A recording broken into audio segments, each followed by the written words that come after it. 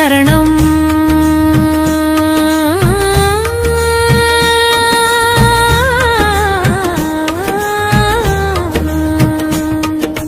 దేవుడు డబ్బా మిత్రమా, దేవాలయం వ్యాపారమా, భక్తి కన్నీళ్లు చూసే తల్లి టికెట్టు చూపిస్తేనే దర్శన. ఓ అమ్మా నీ గుడిలో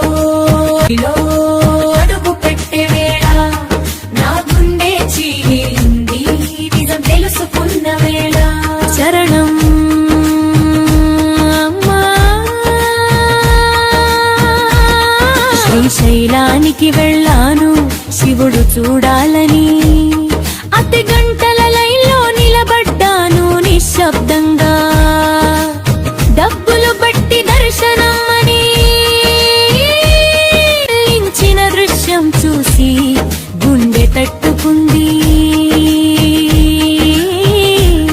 శివనామం జపించే నంది ఎక్కడ మూలన నిశ్శబ్దంగా నిలిచాడు. భక్తుడి కన్నీటి విలువ టికెట్ కౌంటరు అడిగింది మిత్రమా. శరణం అమ్మా. విజయవాడకు చేరాను అమ్మవారి ఒడిలోకి, దాన సంవత్సరాల మొక్కుబడి తీర్చుకున్నాను. గుండు గీయించుకున్న తలపై నీ కరుణ గాలి తాకింది అమ్మా.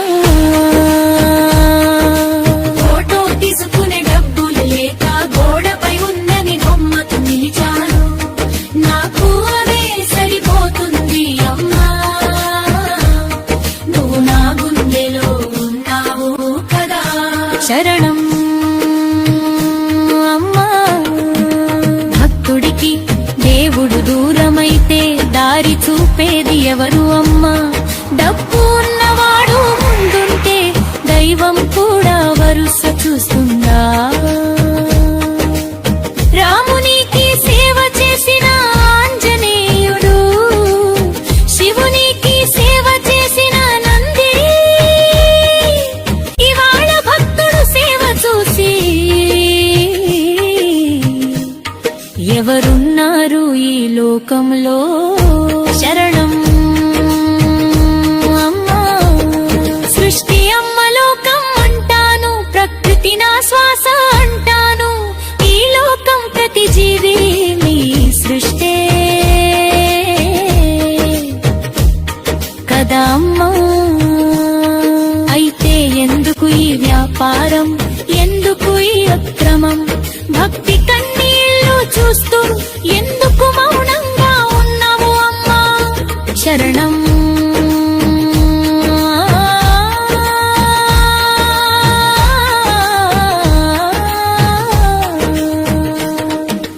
దేవుడు డబ్బు కాదు మిత్రమా, దేవుడు మన గుండె లోపలే. గుడి గోడల మధ్యకాలో నమ్మకంలో ఉన్నాడు నిజమే. భక్తి ఉంటే చాలు దైవం దగ్గరే ఉంటుంది. డబ్బు కాదు దారి, నమ్మకం మాత్రమే సత్యం. శరణం దేవుడు డబ్బా. నా గుండె పగిలిన రోజు శ్రీశైలం నుండి విజయవాడకు ఒక భక్తుడు నిజానుభవం. సమాజానికి ఒక ప్రశ్న మిత్రమా, నీ బాధ నిజమైనది కానీ గుర్తించుకోండి. దేవుడు వ్యాపారం కాదు, వ్యవస్థలో లోపల ఉంటాయి అమ్మా. చరణం. ఎస్ఆర్ శ్రీనివాస్ ప్రకృతి ప్రేమికుడు. నా గుండెలో ఉన్న గురుగుడు ఎప్పుడు నిలబడడు. ఇదే నా సంకల్పం, నాలో ఉన్న అమ్మ ప్రేమే.